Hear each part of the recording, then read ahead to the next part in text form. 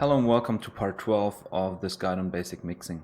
Last time we have looked at the final mix of the project that we've been working on for a few episodes now, and we have also looked at how to export audio from the audio workstation.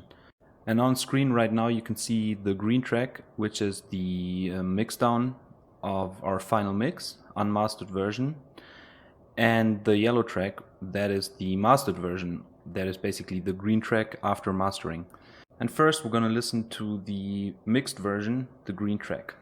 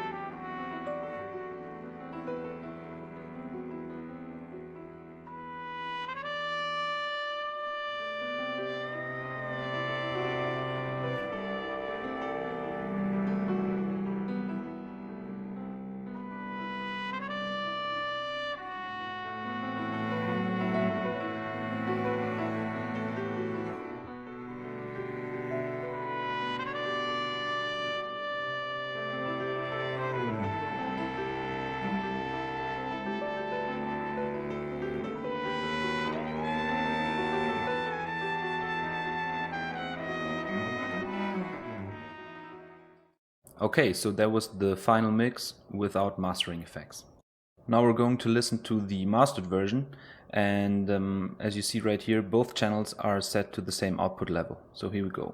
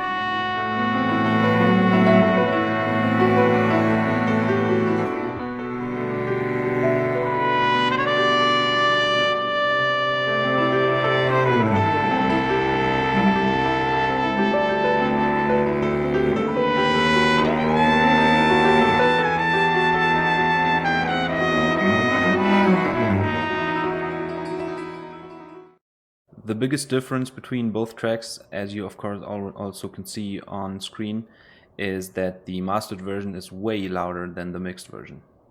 When you compare the amplitudes of both tracks, you can see that the green one, our final mix, always stays underneath 0 dB. The amplitude of the yellow track, the master track, is way bigger. At the parts that are very loud, it reaches 0 dB, but it doesn't cross that threshold. It won't clip ever, and that has to do with the limiter that is on there. When mastering, there are certain effects applied that basically make the track louder, more brilliant. They give it a little more room even, and all they do basically is make sure that it doesn't rise above 0 dB, so we don't have clipping, we don't have distortion, but in general the whole thing is loud. So for a final comparison, I want to show you a part that actually has drums in it.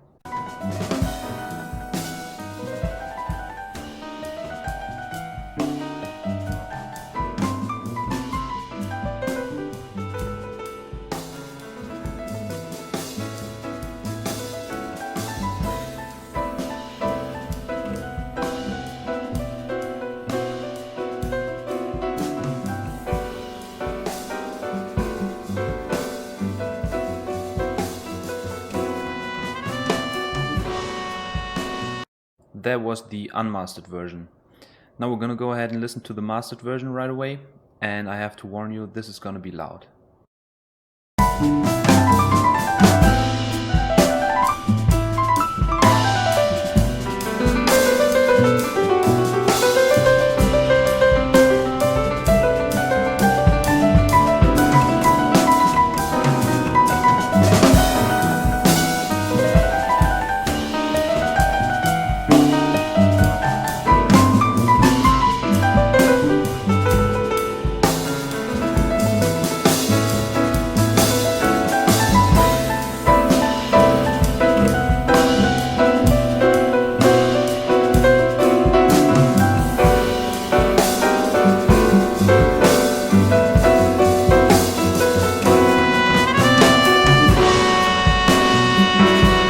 So that was the mastered version in comparison to the unmastered version. And mastering is not only meant to push the loudness, it's also meant to bring out more detail of the mix, kind of. So when I mix, I always keep in mind that there has to be mastering at some point, and therefore I want more headroom for my mix. That's why the original mix is very, very soft in comparison to the master, because then it's possible to add effects and play around with the signal a little more, because the headroom allows you to push certain frequencies and basically make it louder, make it more brilliant. And now that we have reached the end of the series on basic mixing, I want to leave you with some tips and some websites that you can look at, and also a program that you maybe can download if you're new to mixing or music production in general. So the first site I want to recommend to you, of course, is creatingtracks.com. It's a great site where you can find very detailed information on basically everything regarding music production, mixing, mastering, hardware, software, and in general everything that has to do with music. It's very well structured, and you will be able to find any kind of information that you need on the type of music you want to make right away without any kind of problems. Another thing that's very important is practice and training. Specifically, ear training is very important, and there are a lot of programs online that you can find to train your ears. Listen to frequencies where they boost and cut, and test yourself if you can hear what's happening. Back in school we used to do a course that was called Golden Ears, and if you go ahead and Google that, Golden Ears, just that, you will be able to find multiple programs that can help you with frequency training, delay time, reverb time, all that kind of stuff. And here I'm at the last site that I want to show you. This is for basically everybody who's new to mixing and music production in general. This is a great program. It's free, kind of. It's open source. You can download it and use it multiple times. And it comes with built-in effects as well: compressor, EQ, reverb, delay, stuff like that. The only thing you don't have VST instruments or any kind of instruments as plugins, so that you might want to get, but you can find them online as well.